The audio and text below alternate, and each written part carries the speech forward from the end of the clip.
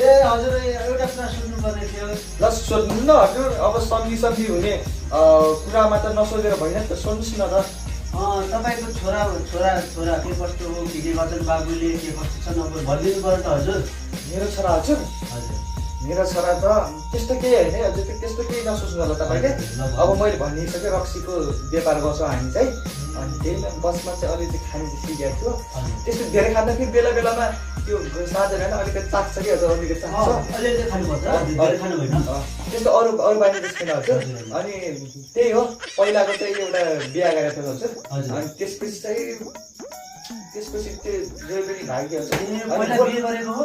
मागेर फेरि डिभोर्स भइसक्यो हजुर, त्यस्तो चिन्ता मान्नुपर्ने छैन हजुर। बजा भयो हजुर, मेरो छोरी त 5टा पहिला गएर आएको, 5टा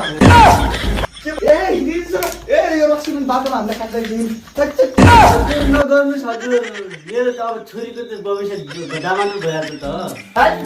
पापा भएको उसलाई लग्छौँ हामी।